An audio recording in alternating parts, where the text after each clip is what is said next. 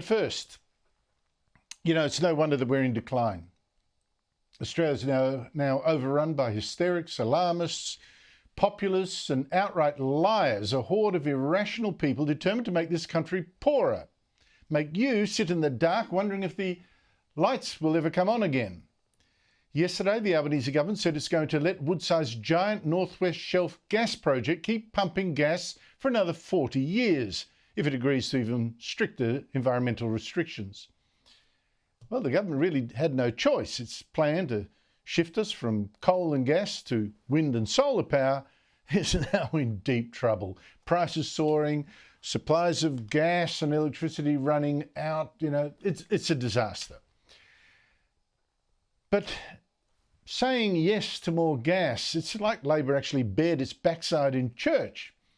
I mean, the mindless, stupid outrage from people treating global warming as a religion. Here's New Greens leader Larissa Waters today. I think people will be horrified that the government who said that they were going to take the climate crisis seriously have ticked off on yet another mega fossil fuel project. Wrong way, go back, Minister Watt. You need to do better and you need to listen to the science. Now, frankly, no Greens politicians should dare speak the word science, because none of them can be trusted to tell the truth about what the science really does say about global warming. I mean, you remember this from this same Larissa Waters when a tropical low hit Queensland back in March. We know that Cyclone Alfred was made worse by the amount of coal and gas that we're still burning. Well, that was a pile of nonsense. The science actually said that Alfred was in fact so weak it wasn't even a cyclone when it did hit.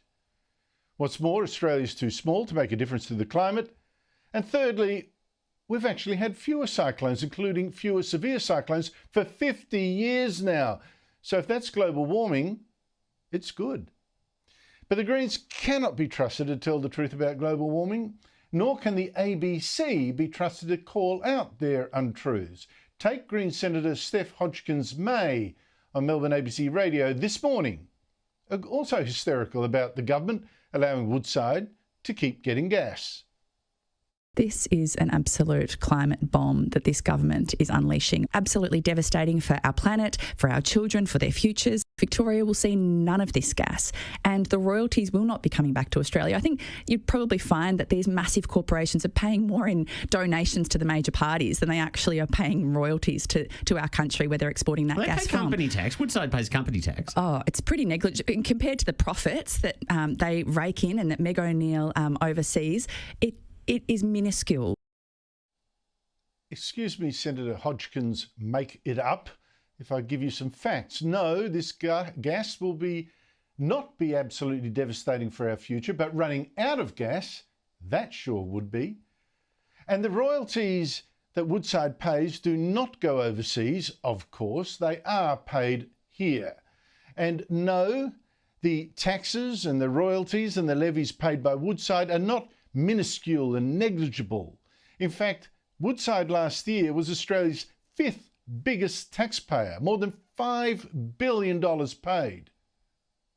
And the only one thing that the Green Senator got right there is that none of that gas will go to Victoria. You're right. But 14% of Woodside's gas does go to Western Australia, and that should count. It might actually help explain why Western Australia's gas bills are half what Victorians pay, half. But in Victoria, of course, they've unfortunately got a government that's actually banned new gas projects for nearly a decade, and even now still has lots of restrictions. It's so bad that the boss of another gas giant, Santos, likened doing business in Victoria to doing business in North Korea. Kevin Gallagher said this week that other states were great, like Western Australia, but he said Victoria, North Korea, they are in a different category altogether. If I had $1 to spend in Papua New Guinea, Alaska or Australia today for the same project, it would be PNG or Alaska. Well, at least locals near the Northwest Shelf development seem to get it, although not all.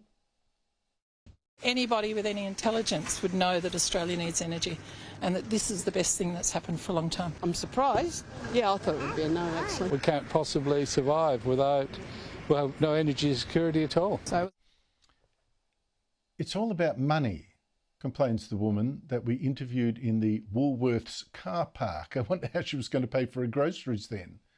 With moonbeams? The coalition's now got to choose. It can go along with this madness until Australia hits the wall, or it can spend the next 3 years making the case that this mad rush to slash our emissions to zero net by 2050 is A, impossible, B, horrendously expensive, and C, pretty useless since the world's biggest emitters, they aren't doing the same, and we're too small to make any difference to the climate. The good thing is that new Opposition Leader Sussan Ley, I nearly said Peter Dutton. That's a nasty shock for some people, maybe. Sussan Ley has left the door open to dropping the net zero target that's causing so much pain. Instead, she's going to follow the science, which is good, and the technology and the economics. Australia does have to play its part in the global response to climate change, but not at any cost. Less good is that Sussan Ley yesterday promoted a lot of people from the Liberal left, who, for all their other merits, do include some who argue for sticking to net zero. But here's the thing. I don't hear them say, well, net zero, it's actually easy. They don't say, I've checked the economics, it won't cost much. They don't say, well, this will actually cut our power prices or give us more reliable power. They don't say anything of that, nothing about the evidence. Take the newly promoted Zoe McKenzie today. She instead said that sticking to this terrible net zero target would actually help her save her seat. And it was popular in city seats, by which she means she has no confidence the coalition could actually win an argument with all the facts. We need to have a vigorous debate about all the positions that we took to the last election. I am personally optimistic that we will continue to observe the net zero goal. It is important for an electorate like mine, where environment is very highly valued, but more importantly, it's very important in the minds of the people in Australia's metropolitan seats. There are 88 of them, and my side of politics only now holds 8. Seriously, let's keep this crazy, ruinous target, because my voters love it. And I want to follow them over the cliff. I mean, aren't the Liberals tired of being poll chasers and not agenda setters? If they want to save Australia, that has to change.